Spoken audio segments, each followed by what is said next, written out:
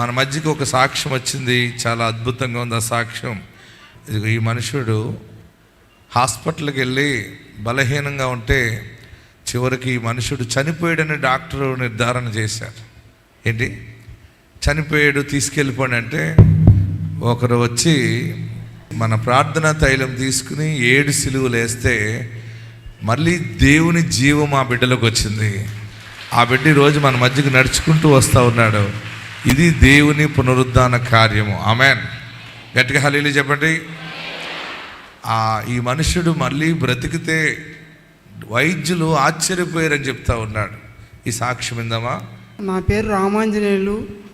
నాకు హాస్పిటల్లో పడిన తర్వాత ప్రార్థన చేస్తుంటే ఒక పాప చేయకమ్మా నా గురించి ఎందుకు చేస్తున్నావు అని గదురుకునేవాడిని. ఏమమ్మా ఇట్లా గదురుకుంటున్నాడు అతనని వదిలిపెట్టేసి వెళ్ళిపోయింది ఆమె. సరే అని నేను మా డాక్టర్ చూసినారు, చూసి ఎత్తుకోపోరు మా చేత కాదని పంపించారు సార్.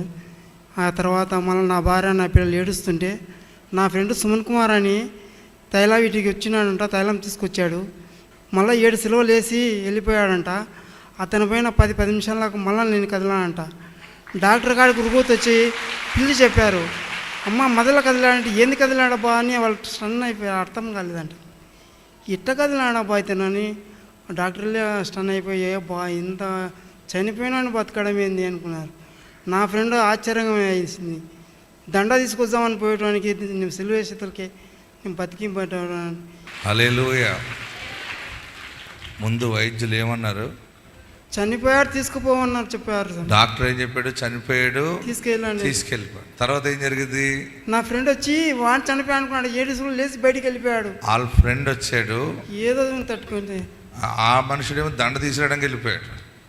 ఆయన దండ తీసుకోవడానికి వెళ్ళిపోయాడు. నా కూతురు సన్మానానికి కాదు, చనిపోయాడు వేసి తీసుకుపోవడానికి. ఆ తర్వాత ఏం జరిగింది? నీకు 7 సిలువలు ఎవరు వేశారు?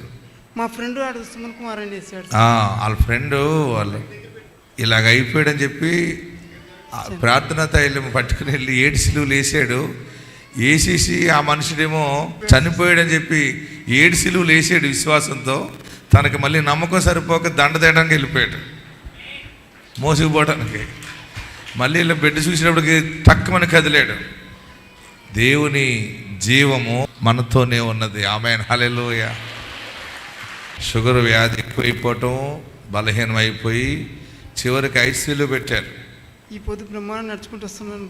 ఆశ్చర్యం ఏంటంటే డాక్టర్ కూడా ఇంకా లేడు, చనిపోయాడు అని చెప్పటం.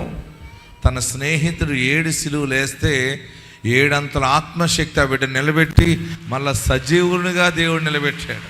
చేతులు పైకెత్తి గట్టిగా హల్లెలూయా చెబుదాం.